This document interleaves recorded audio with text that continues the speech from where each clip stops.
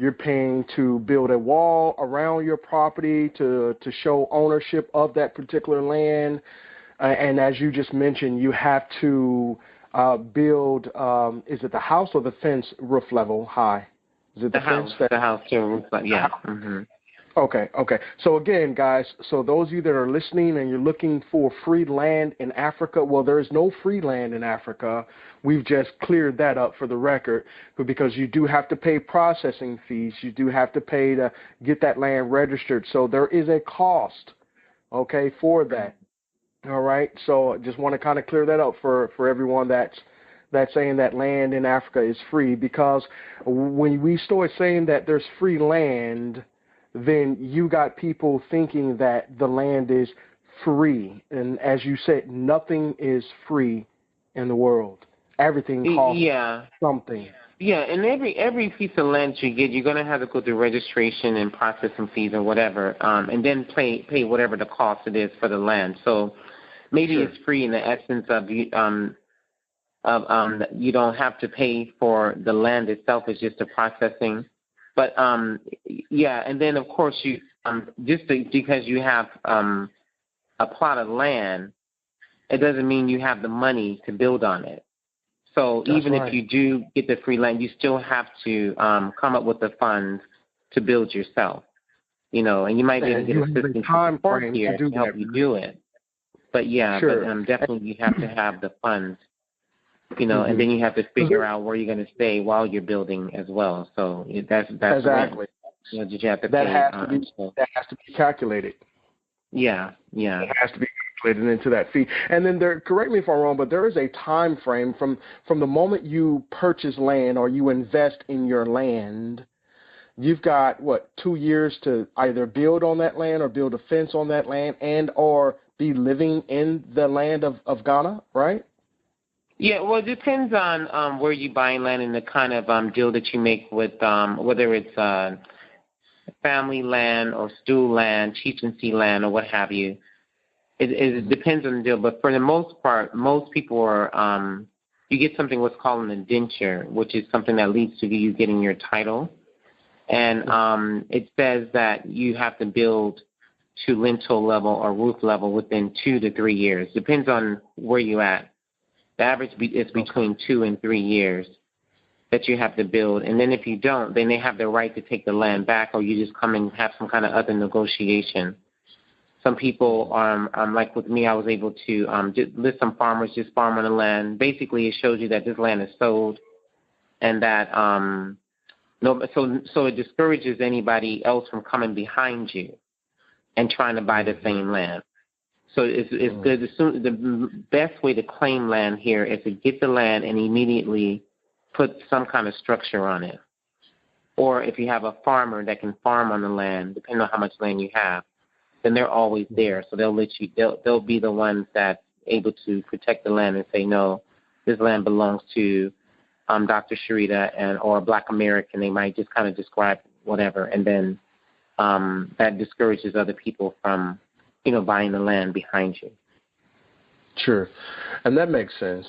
So I appreciate you for sharing that with us about the land. You've got some initiatives coming up really soon, next year. So let's talk a little bit about that. And then before we get out of here, I'd definitely love for you to tell us a little bit more about the citizenship, the special citizenship petition that worked in your favor. So let's talk about Africa 2021 Year of Healing. Yeah, so we have the African Culture and Wellness Festival, and this is going to be the first virtual festival because of the times that we're in. We're going to do it virtual, which I'm kind of excited about because I get a chance to make it a little more broad. I can deal with other countries. I don't have to fly. I usually have Muta Baruka and Dr. Aris Latham, a raw food chef, and I've had Queen Afua and Master African Dance teacher Mustafa Bengora. I had different people to come through. This is the 6th edition, and by me doing it this way, I'm able to not have to fly anybody in, for one. It's definitely going to be a lower cost, to do it. But at the same time, I'm going to be able to get more variety.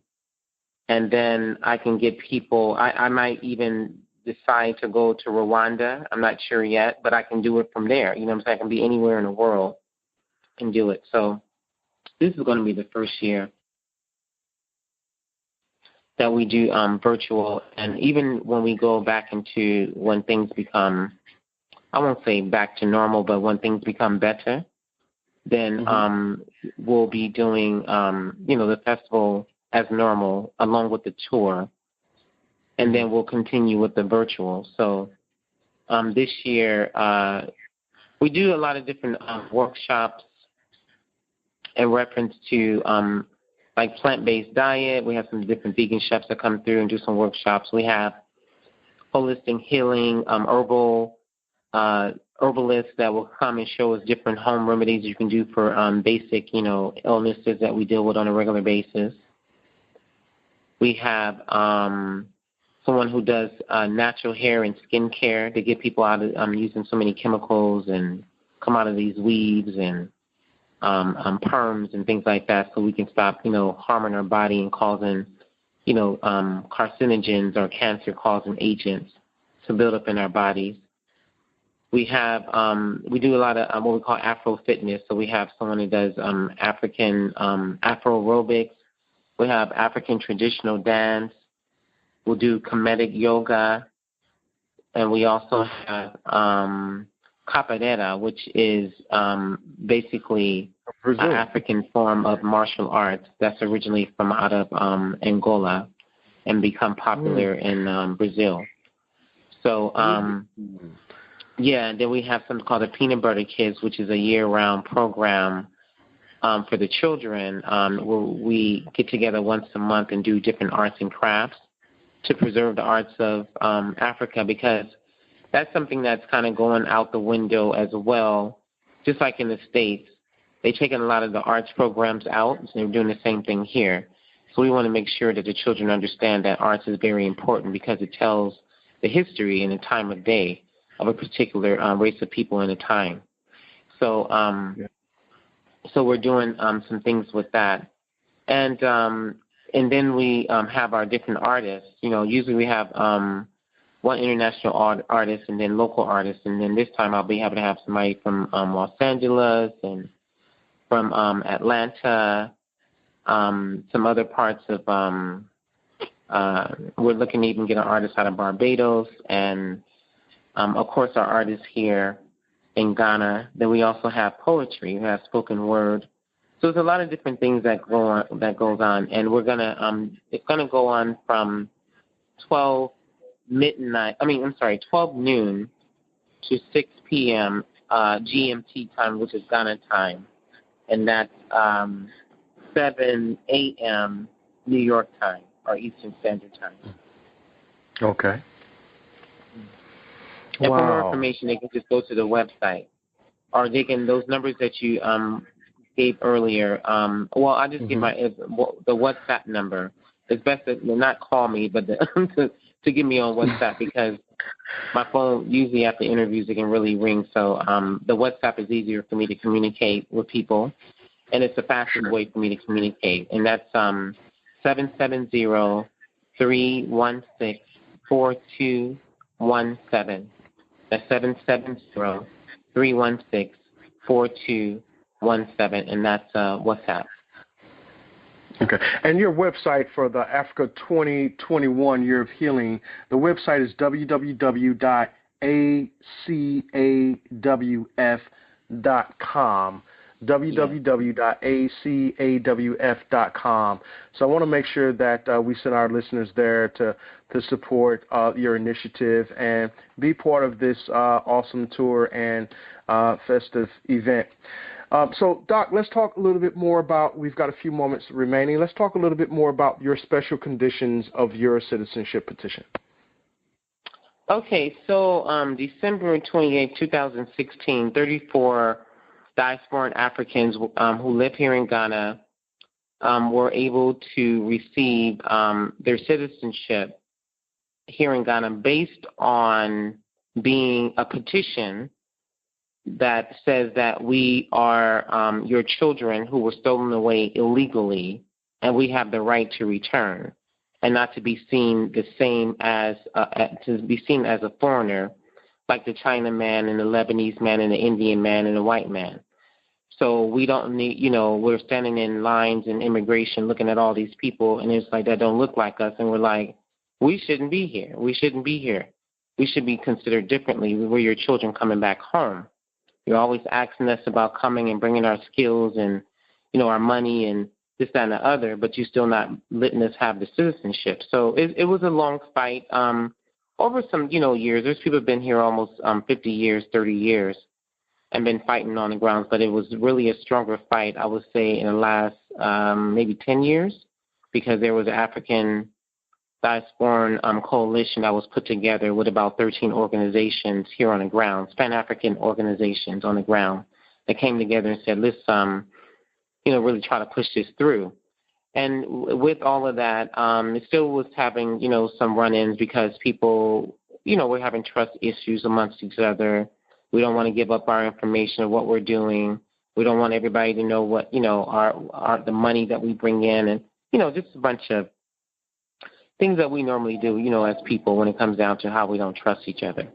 So that kind of got in the way. Then a few people said, let's just go ahead and just go in together and try to do it. And then that was going a normal way, which you have to be here like 7 years to even qualify for the normal process. And so then that wasn't really working. So then there was a Dr. Mulana, who's a African historian here from out of the States. I want to say Detroit, but he's been here for a long time, like more than 30 years. And so he's always been teaching African studies at the Du Bois Center. Just I think it was every Saturday or Sunday for about 10 years, and he's had lots of different people to come through and different students. And so one of his mentees actually grew up to become the secretary to the president at the time, President Mahama, in 2016. So he was able to get to him and say, look, you're the secretary. I need you to get something to the president.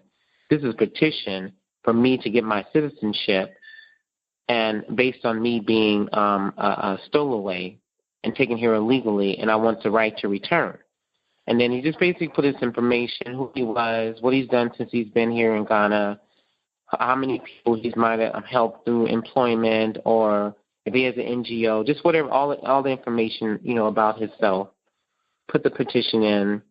The secretary slid it through, and then he said, okay, we're going to give him citizenship. So he got it. So basically what he did was say, okay, look, this is what I did.